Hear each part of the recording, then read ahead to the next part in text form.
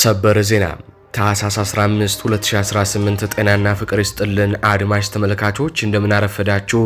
የሰዓቱን አበይትና ሰበር ዜናዎች ይዘን ቀርበናል። ዳግም እነሆ። በቅድሚያም አርዕስቶቹን በማስቀደም ጀምራለሁ። ብርሃኑ ጁላ ታንኮችን ጠግነንና አዘምነን ወደ አማራ ክልል እንደ አዲስ ልከናል ብለው ከተናገሩም 3 ቀን ሳይሞላቸው በደሴ ዙሪያ በተደረገ ከባድ ውጊያ ከአዳዲሶቹ ታንኮች መካከል አንዱ በፋኖ መውደሙ ተነግሯል። በደሴ ዙሪያ ፋኖ እስከ ደሴ ድረስ የአገዛዙን ጦር በማስሮጥ መሐመድ ሰይድ የተባለን ኮሎኔል ጨምሮ ከ100 በላይ ወታደሮችን ደምስሷል። ዙሪያውን በደሴ ማለት ነው ከባድ ጦርነት ተደርጓል። በዝርዝር እንቃኘዋለን። የአማራ ፋኖ ብሔራዊ ኃይል የምዕራብ አማራ ቀጠና የጎጃም ቃል አቀባይ ፋኖ ማርሸት ፀሐዩ መሳሪያቸውን በገፍ ቀምተን ደመሰስናቸው ሲል ተናገረ። አርበኛው እኛን ማንም አሸነፈንም ሲልም ተናግሯል። አይናችሁ እያየ እኛ ቤተ መንግስት እንገባለን እናንተ እስር ቤት ትገባላችሁ ሲልም ተደምጧል። አርበኛ ማርሸት ፀሐዩ ምን አለ? በዝርዝር የአርበኛውን ንግግር እንቃኘዋለን። በሌላ በኩል የትግራይ ክልል ፕሬዝዳንት ታደሰ ወረደ በይፋ ጦርነት ልንጀምር እንችላለን ብለው ተናገሩ። የህወሓቱ ጄኔራል ጆን ወዲድ ደግሞ ጨዋታው አብቅቷል፣ በወልቃይት በኩል ጦርነቱን እንጀምራለን ሲል በይፋ ተናግሯል። ዝርዝር ዘገባ ይዘንበታል። ወዲህ ደግሞ የመስቀሉ ስር ፖለቲካ በሽመልስ አብዲሳና በአብይ አህመድ ፓስተሮች እየተሰራ ነው። በዝርዝር እንቃኘዋለን። ሰላም ጤና ይስጥልኝ አድማጭ ተመልካቾች እንደምን ቆያችሁ? ከላይ በአርዕስተ ዜና ያደመጣችሁትን መረጃዎች ወደ እናንተ ላደርስ እዚህ ተገኝቻለሁ። የህዝባዊ ትግሉን የምትደግፉ እንዲሁም ሀገር ወዳድ የሆናችሁ አድማጭ ተመልካቾች ቪዲዮ ላይክ፣ ቻናሉን ሰብስክራይብ አድርጋችሁ የዶል ምልክቱን ታበሩ ዘንድ እንጠይቃለን። እንዲሁም በኮሜንት ድል ለህዝብ ልጆች ድል ለጀግኖቹም እያላችሁ ለህዝቡ ሲሉ ጫካ የገቡትን ታጋዮች ታበረታቱ ዘንድ እየጠየቅናችሁ በቀጥታ ወደ መረጃዎች ያለፍኩኝ እስከ ፍጻሜው ድረስ አብራችሁኝ ቆዩ። ቀዳሚ ወዳደረኩት ዘገባ አልፋለሁ። በቅድሚያም የመስቀሉ ስር ፖለቲከኞችን እንመለከታለን። ፓስተሮች እያናፉ ነው። ቤተ መንግስት የሚያድሩት ፓስተሮች ህዝቡን እያበሳጩት ነው። ኢትዮጵያን እየመራው ነው የሚለው የአብይ አህመድ አስተዳደር መሰረቱ የብልጽግና ፕሮቴስታንት እምነት ነው። አብይ የፕሮቴስታንት አማኝ ናቸው። ቀድሞ በነበረው ጊዜ በፊት የማይታወቁ ከአብይ በኋላ ግን በገንዘብ ያበጡ ፓስተሮችና ነቢያቶች ፈልተዋል። ከአብይ አስተዳደር በመቶ ሚሊዮን የሚቆጠር ብር ፈሰስም ይደረግላቸዋል። ነብይ የተባሉትም ቤተ መንግስት ሄደው ይተነብያሉ። 50 ዓመት ትገዛለህ ብሎ ኢየሱስ ነግሮኛል፣ ጦርነቶችን ሁሉ ድል ታደርጋለህ ብሎ ነግሮኛል እያሉም ይተነብያሉ። አብይ አህመድም ሲጨንቃቸው ነብይ ነን የሚሉትን ቤተ መንግስት ይጋብዛሉ፣ ያስተነብያሉ። የዛሬ ዓመት አካባቢ አንድ ፓስተር በሚዲያ ቀርቦ አዲስ አበባ እብዶችና ድሃዎች መጽዳታቸው ደስ ብሎኛል ብሎ ተናግሮ በህዝቡ ዘንድ ቁጣን መቀስቀሱ አይዘነጋም። ፓስተሮች የሚናገሯቸው ንግግሮች ህዝቡን ብዙ ጊዜም ሲያስቆጡ ይታያሉ። ነገር ግን የፓስተሮቹ ንግግሮች ከላይ የሚወርድ የአብይ አህመድ ቀጥተኛ ትዕዛዝ ነው። ሰሞኑን 2 የብልጽግና ፓስተሮች በተናገሯቸው ንግግሮች ደግሞ ነገሩን አባብሰውታል። አንድ ወጣት ፓስተር በሰሜኑ የኢትዮጵያ ክፍል የሚገኙ ቅርሶች መተት ተሰርቶባቸዋል፣ መፍረስ አለባቸው ሲል ተናግሮ ጸረ ሰሜን የሆነ ንግግር አድርጎም በርካቶችን አስቆጥቶ ነበር። ሰሜን አካባቢ የሚሰራ አጋንንታዊ ኃይል የትም ቦታ የለም። አገሪቱን ስለሚወዱ ሌላ የሚጎበኝ ቦታ የለም። ቀጥታ መጥተው ፊልም አክተሮች፣ ዘፋኞች ወደ ሰሜን የሚሄዱት ምን የሚጎበኝ ቦታ ጠፋ? እኛ ሀገር ኧረ እየተዋወቀን እኛ አይናችን የተከፈተ ሰዎች ነን። እዛ ቦታ የሚሄዱት ይኸው ቃል ኪዳን ማደሻ ስፍራ ስለሆነ አንዱ ቦታ ስለሆነ የዛ ዘንዶ ሲገለበጥ ነው የኢትዮጵያ በረከት በኃይል የሚወጣው። ደግሞ አምናለሁ ጊዜው ደርሷል። አሁን ጊዜው ደርሷል። አሁን ደም ሲጠጣ የነበረ የለመደ መንፈስ ይገለበጣል በኢየሱስ። ፓስተር ሄኖክ ደግሞ የሰላሌ ህዝብ መተተኛ ነው ሲል በትላንትናው ዕለት በተናገረው ንግግር ሰው ሁሉ እየወረደበት ነው። ከየት ነው? ከሰላሌ። ከሰላሌ አገሩ የጠንቋይ አገር ነው። ሩዋንዳ ሰሞኑን በርካታ የፕሮቴስታንት ቸርች መዝጋቷ አይዘነጋም። ኢትዮጵያም ተመሳሳይ እርምጃ ይውሰድ እየተባለ ህዝቡም እየጠየቀም ይገኛል። የሚሆን ነገር ግን አይደለም። ምክንያቱም እኚህ የምትመለከቷቸው ሐሰተኛ ነብይና ፓስተሮች የጠቅላይ ሚኒስትሩ ቀኝ እጆች ናቸው። ለይስሙላ ፓስተሮች ሊታሰሩ ይችላሉ።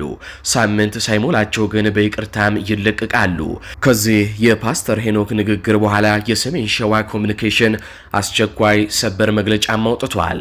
በፓስተር ሄኖክ ግርማ ሰላሌ ላይ የህግ ምርመራ ተጀመረ በሚል የሰሜን ሸዋ ዞን አቃቢ ህግ መምሪያ የሰላሌን ህዝብ ክብር የሚነኩ ንግግሮች አድርጓል የተባሉትን ፓስተር ሄኖክን ለህግ ለማቅረብ እንቅስቃሴ መጀመሩን አስታውቋል።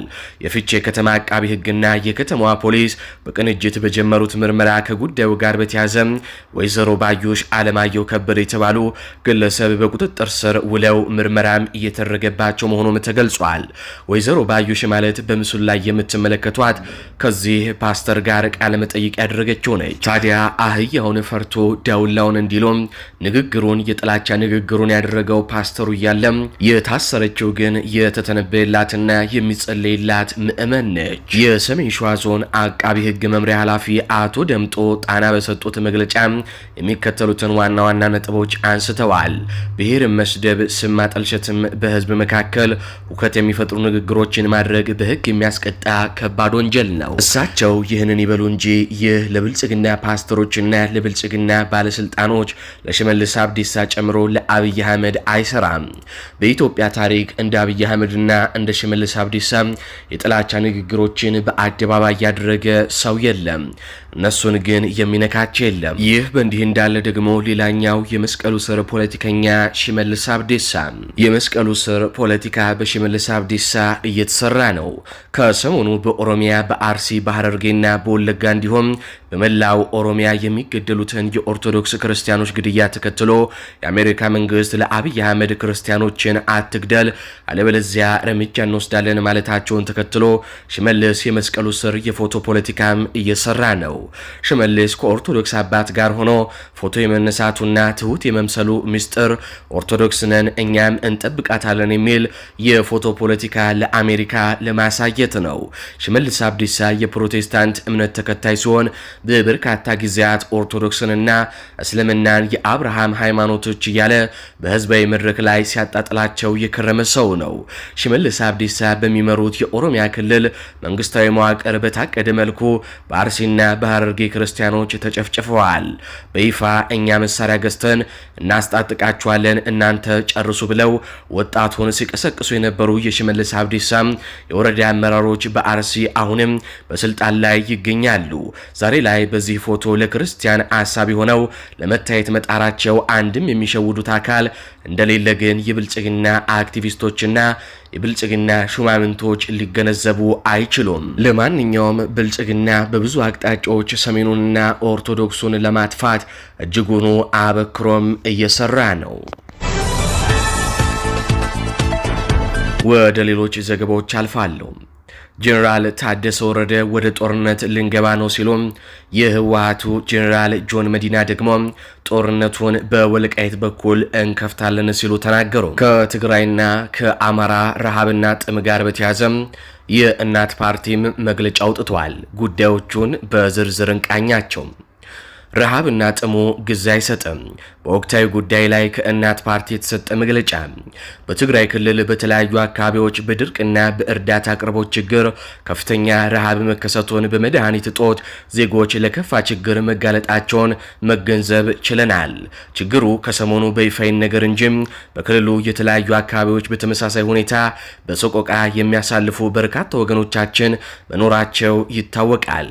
በተለይ በስደተኞች መጠለያ ያሉ በድርቅ ምክንያት ማምረት ያልቻሉም በአጠቃላይ ክልሉ እጅግ አውዳሚ በሆነ ጦርነት ማግስት ውስጥ መገኘቱና መሰል ተፈጥሯዊ ሰው ሰራሽ ምክንያቶች ችግሮች መፈጠራቸው አይቀሬ በመሆኑ ቅድመ ጥንቃቄና ሰብአዊ ቀውሶች ሲከሰቱ አፋጣኝ መዳረሻዊ መፍትሄ አማራጮችን ማስቀመጥና ከቁጥጥር ውጭ ከመሆናቸው በፊት መድረስ ይገባ ነበር። አሁን ላይ በተለይ ህጻጽ በሚባል መጠለያ ጣቢያ ያሉ ዜጎች በረሃብና መድኃኒት እጦት ከፍተኛ ጉዳት እየደረሰባቸው የሚደርስባቸው በመሆኑ ለመላው ኢትዮጵያውያን ተረባርበው የዕለት ጉርሳቸውን በዘላቂነት የሚቋቋሙበትን ሁኔታ መፍጠር ቅድሚያ የሚሰጠው ተግባር ሆኖ አግኝተነዋል በማለት እናት ፓርቲ ይቀጥላል።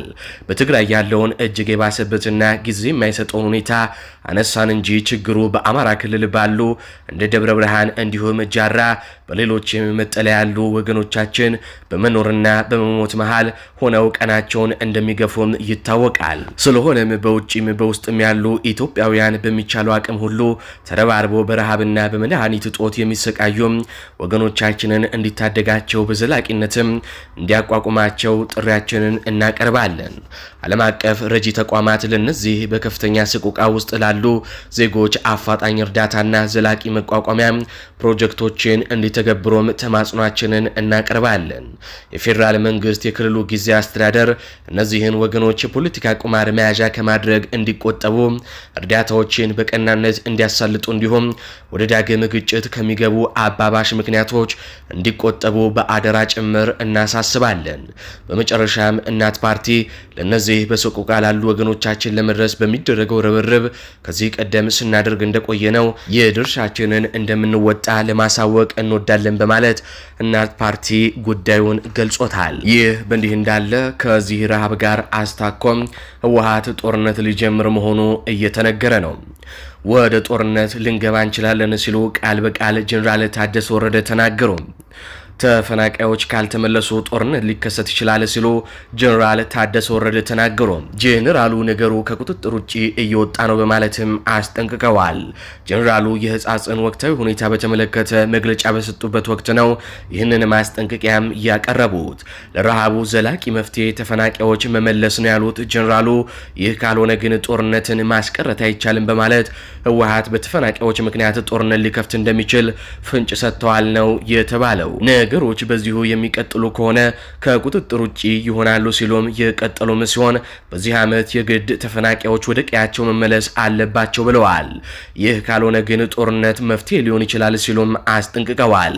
ፕሬዝዳንቱ በሰጡት ማብራሪያ በህፃጽ ጨምሮ በትግራይ ውስጥ ባሉ 146 የተፈናቃይ መጠለያ ጣቢያዎች የሚገኙ ተፈናቃዮች በከፍተኛ ችግር ላይ እንደሚገኙም ገልጸዋል።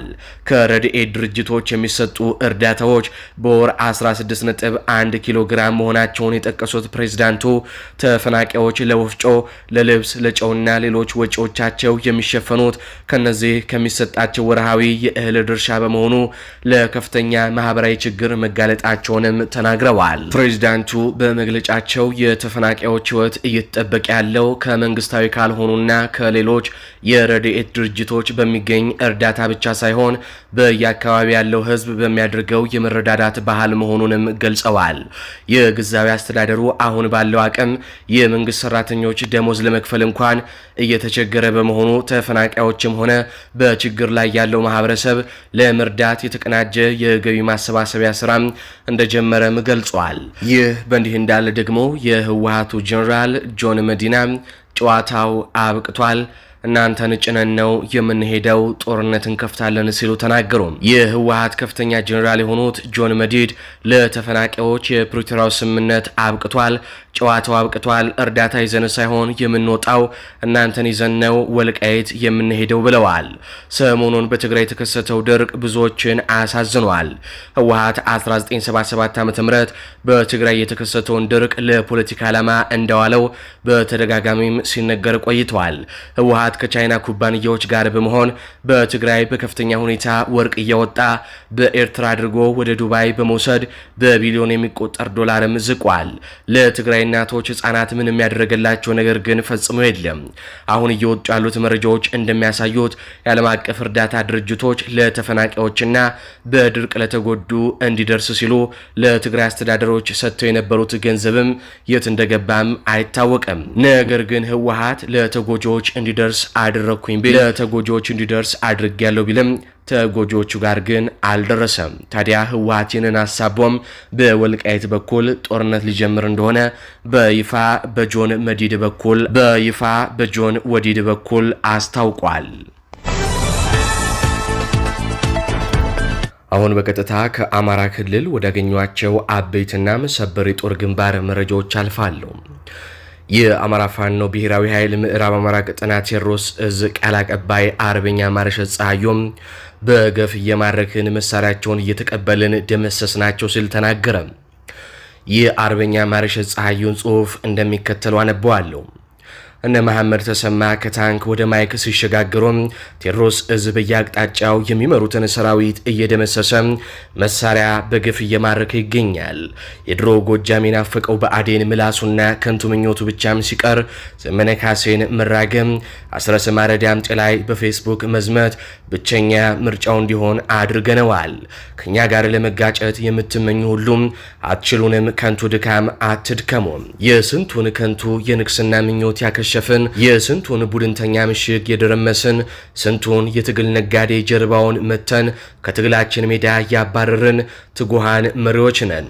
ትውልዱ በተከፈለለት የትግል መስመር ይነጉድ ዘንድ ብርቱ ድርጅትና መሪ ጥበቃ ላይ የተሰማራን የዘመኑ የአማራው የብርሃን በር ከፋቾች መሆናችን የትግሉ ደረጃም ሕያው ምስክር ነው። አይናችሁ እያየ እኛ ወደ ቤተ መንግስት እናንተም ወደ እስር ቤትና ስደት የምትሄዱበት ጊዜ ቅርብ ነው። በየአቅጣጫው የተቀናጀ ድምሰሳም ተጠናክሮ ይቀጥላል። ድል ለጀግናው ፋኖ፣ አዲስ ትውልድ፣ አዲስ አስተሳሰብ፣ አዲስ ተስፋ ሲል የአማራ ፋኖ ብሔራዊ ኃይል ምዕራብ አማራ ቀጠና ቴዎድሮስ እዝ ቃል አቀባይ አርበኛ ማርሸት ፀሐዩ ተናገረ። ይህ በእንዲህ እንዳለ ወደ ወሎ ስናልፍ ፋኖ በዛሬው ዕለት በወሎ በተደረገ ውጊያ የአገዛዙን ታንክ ማቃጠሉን አስታወቀ። ብርሃኑ ጁላ ታንኮቻችንን እንደ አዲስ አበጅተንና ጠግነን ወደ አማራ ክልል ላክን ብለው ከተናገሩ 3 ቀን እንኳን ሳይሞላቸው እንደ አዲስ አማራ ክልል ከገቡት ታንኮች መካከል የመጀመሪያው በወሎ ምድር ተቃጠለ። በዛሬው ዕለት በደሴ ዙሪያ እየተደረገ ባለው ከባድ ጦርነት ፋኖ ታላቅ ጀብዱ ፈጽመዋል። ትናንት በደሴ ዙሪያ 4 ከተማዎችን የተቆጣጠሩት የምኒልክ እዝ ፋኖች ዛሬ ደግሞ በነበረ ከባድ ጦርነት የአገዛዙን ጥምር ጦር ከማጨድ አንስቶ የአገዛዙን ኃይል የአገዛዙን ታንክ ከጥቅም ውጭም አድርገውታል። በደሴ ዙሪያ ያሉ አይታም፣ ፋላ፣ ጽድ ገበያና አጥንት መስበሪያ የሚባሉ ትንንሽ ከተሞች በፋኖ እጅ መግባታቸውን ተከትሎ ከሌሊት ጀምሮ እነዚህ ከተማዎችን ለማስለቀቅ ከ300 በላይ ከአድማ ብተናና ከመከላከያ ሰራዊት የተወጣጣ የአገዛዙ ጥምር ጦር በታንክና ብዙ 23 በመታገዝ ከባድ ውጊያም ከፍተው ነበር። ይህንን ጥቃት በአግባቡ የመለሱት በለጎ ተወርዋሪ ሻለቃና አደማሊ ፋኖች ከመከላከል ወደ መልሶ ማጥቃት በመግባት ከ100 በላይ የአገዛዙን ሰራዊት ሙት በማድረግ እንዲሁም ከ56 በላይ የአገዛዙን ጦር ቁስለኛ በማድረግ የአድማ ብተና ጦር ሲመራ የነበረውን ኮሎኔል መሐመድ ሰይድን ጨምሮ በመደምሰስ ታላቅ ጀብዱ ፈጽመዋል። አገዛዙ ይዞት የመጣውን ታንክም በፋኖ ከጥቅም ውጪም ተደርጓል።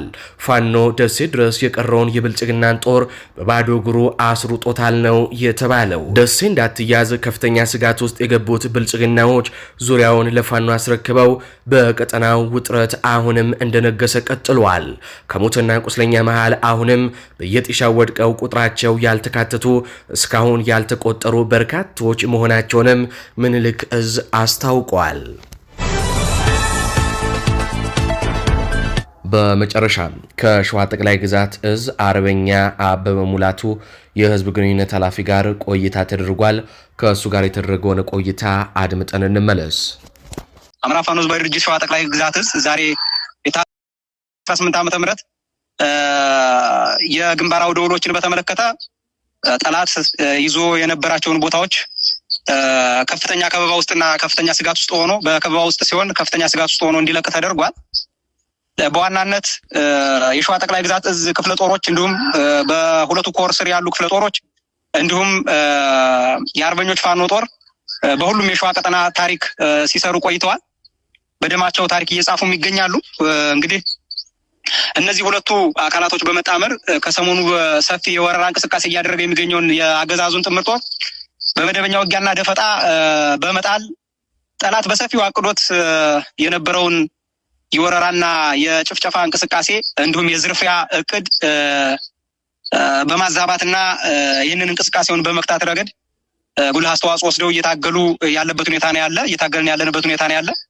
እዚሁ በተቆጣጠራቸው ቦታዎች ላይ ጠላት ገብቶ አሰሳ ለማድረግ የሞከረ ቢሆንም ለገባበት ሁሉ ከበባ ውስጥ መግባቱን ሲያውቅ በደረሰበት ጫና ምክንያት የገባበትን ቦታ እንዲለቅ በጫና እንዲለቅ በሚደረግበት የደፈጣ ጥቃት እንዲሁም ደግሞ ህዝባችን ከጎናችን ሆኖ የሚያደርገውን ትግል በማየት ከፍተኛ የሆነ ጫና ውስጥ በመግባት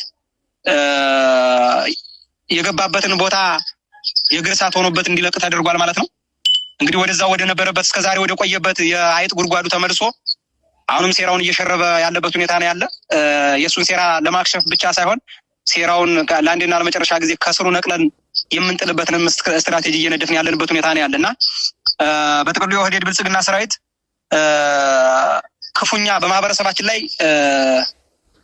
ኢሰብአዊ ድርጊቶችን እያደረገ ያለበት ሁኔታ ነው ያለ።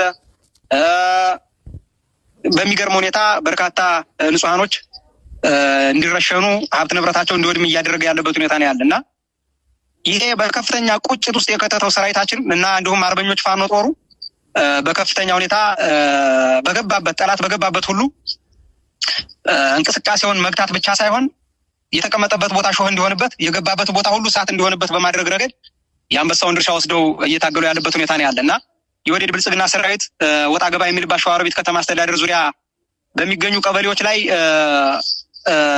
እንግዲህ ከፍተኛ የሆነ ጫና አድርጎ ህዝቡን ለመዝረፍ አቅዶ እየተንቀሳቀሰ ባለበት ሰዓት እንግዲህ የቆት ወረዳ እንግዲህ ይህንን ጥምር ጦር የሚመራው የቆት ወረዳ ሚሊሻ ጽሕፈት ቤት ኃላፊ አቶ መሐመድ ሰይድ የተባለውን ግለሰብ ወይም የዚህ የስርዓቱን ካድሬ ቅጥረኛ እንግዲህ ጥምር ጦር ብሎ የሚጠራውን ኃይል በእነዚህ በሸዋሮቢት ዙሪያ ያሉ ቀበሌዎች በባሽ መዘዞ ሌሎች ቦታዎች ላይ እንደዚሁ እየመራ እንቅስቃሴ ለማድረግ ሞክሯል። እሱ ብቻ አይደለም፣ ሌሎችም አሉ። በአጋጣሚ ግን ይህንን አመራር እንግዲህ 10-15 መከላከያ ከመግደል በላይ እንደዚህ አይነት ቅልብ አመራሮችን ቅልብ ካድሬዎችን ማስወገዱ ትልቅ ሚና አለው። ስርዓቱ የሚተማመንባቸው ካድሬዎች ናቸው። እነዚህ ካድሬዎች ደግሞ ለአማራ ህዝብ ሰቆቃ፣ ለአማራ ህዝብ መጨፍጨፍ፣ ለአማራ ህዝብ ስቃይ መሪ ተዋናይ የሆነው ህዝቡን በመድፍ በከባድ መሳሪያ እያስጨፈጨፉ ያለበት ሁኔታ ነው ያለ። ይህንንም እንግዲህ ይህንን ኃላፊ ሸዋሮቢት ዙሪያ ወዳሉ ቀበሌዎች በመግባት የራሱን ህዝብ በሜካናይዝድ ሲያስጨፈጭፍ መቆየቱ ይታወሳል። እንግዲህ ከከተማ እስከ ገጠር ድረስ የሚገኙ ወጣቶችን አሳፍሯል፣ እያሳፈሰም ወስዷል። ምናልባት ላይኑ ያላማረውን ሁሉ ሲያሰቃይ የነበረ ባንዳ ነው። ይህንንም ባንዳ እንግዲህ ትናንት ባደረግነው ደፈጣ በፓትሮል በአየር ወለድ ታጅቦ ለስምሪት እንቅስቃሴ እያደረገ ወይም ስምሪት እየሰጠ ባለበት ሰዓት እንግዲህ ተሬ ቀበሌ ልዩ ስሟ ጎሎጋ አዲስ የምትባል ቦታ ላይ በሸዋ ጠቅላይ ግዛት አለሞ ተኳሾች ከነ ግብረ አባሮቹ እስከ ወዲያኛው ተሸኝቷል፣ ተደምስሷል። እንግዲህ የተሳፈረባት ፒካፕ መኪናም ከጥቅም ውጭ ሆናለች። ያው ማርከናታል ማለት ይቀላል። እውነት ለመናገር ያው በደረሰባት ምት ከፍተኛ ጉዳት ቢደርስባትም በምርኮ ደረጃ ተማርካ ነገር ግን የጂፒኤስም ሊያስቀብጥበት ስለሚችል የጠላት ንብረት ስለሆነ የጠላት ንብረት ምንጊዜውንም የጠላት ነው። እሱንም ያው አቃጥለን ወተናል ማለት ነው። በዚህ ጥቃት ከፍተኛ መደራገጥ ውስጥ የገባው ጠላት እና በዚህ የደፈጣ ጥቃቶች ከፍተኛ ጫና ውስጥ የገባው በነገራችን ላይ የደፈጣ ጥቃት የተደረገው ተሬ ዙሪያ ብቻ አይደለም። ባሽ ላይ እንደዚሁ አንድ የስርዓቱ አገልጋይ የጦር መሪ 100 አለቃ እንደዚሁ እስከ ወዲያኛው ተሸኝቷል፣ ተደምስሷል። በደፈጣ ጥቃት ነው የሚሆነው። መዘዞም ላይ በተመሳሳይ ስራዎች እንደሚሰሩና አስርገን ያስገባራቸው ኃይሎች እንዳሉ ሲያውቅ ከተማ ውስጥ አያድርም፣ ውጭ ጫካ ነበር የሚያድረው። ምናልባት የእቅዳችንን ራዳር ውስጥ ለማስገባት ቀናቶች ተቆጥረዋል።